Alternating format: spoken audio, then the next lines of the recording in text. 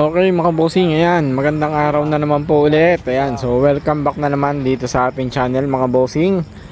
For today's video natin, ayan, nakikita nyo Kawasaki Fury. So ang unit na yan ay dinala dito sa atin ni customer. So hatak nung dinala dito sa atin o ating customer. 2 weeks ago ito po ay na-diagnose natin kasi ito ay nagpa-maintenance dito sa atin. So upon testing natin, na-diagnose natin yung unit na medyo slide na yung kanya clutch. So yun din yung isa sa sinasabi sa atin ni customer na kanyang unit ay nag-i-slide na. So wala nang damba.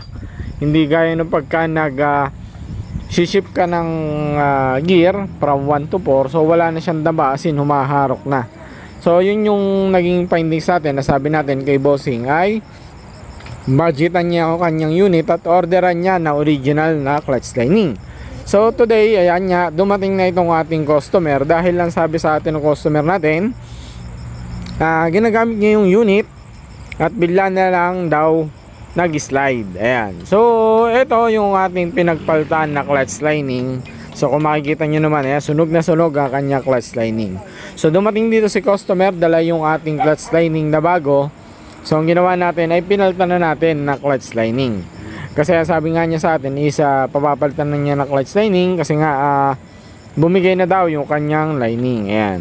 So nagawa na natin yung unit. Kaya kung makikita nyo, napalitan na natin ang kanyang clutch lining. So katatapos lang natin siyang palitan. Pero ang naging issue at problema pala nito mga bossing ay wala talagang hatak. Hindi sa wala siyang hatak, ayaw talaga niyan tumakbo. As in, pagkambyo mo ng Primera from 1 to 4, as in, hindi talaga siya umaalis sa tayo. So, isa sa napansin natin na pan-checking natin sa mga ganitong unit, ang isa sa mga nagiging problema palagi niyan mga bossing ay dito sa may parting ating sprocket. Ayan mga bossing. So, kung makikita nyo, pinapalitan natin siya ng sprocket. So, medyo nahihirapan tayong magkabit ng bagong sprocket dahil nagkaroon ng tama yung kanyang shafting. So kung bakit nagkaroon ng tama yung kanyang shafting ay dahil pagka mga bossing yung mga local o mahihinang klase ng sprocket yung ating ikinakabit, possible na nangyayari ay nawawala ang spline ng ating sprocket.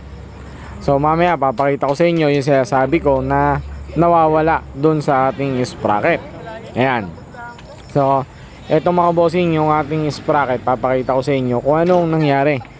Kung bakit ayaw humatak at ayaw umalis sa tayo from 1 to 4 ng ating unit. Ayan. So kung makikita nyo mga bossing, ayan o, bilog na. So wala talaga. As in, pag umikot yung ating shafting, talagang wala nang iikot. Hindi na siya sasama yung ating sprocket doon sa ating shafting. Okay? So for tips and awareness lang mga bossing, gaya kasi na itong mga unit na gaya nitong sa Fury, so wala po siyang sprocket lock. So wala siyang tornilyo na magko-connect doon sa ating lock ng sprocket. Ang nangyayari, ito lang po ay naka-circlip. Ayan. So kapag ka po ang inyong mga sprocket na nabibili ay mura, yung mga mumurahin, yung mga mamahihinang klase, possible talaga ang nangyayari ay ganyan. Nawawala ang spline, nabibilog. So yan yung isang main issue talaga ng unit ni bossing kung bakit hindi siya umaandar at tumatakbo. Okay?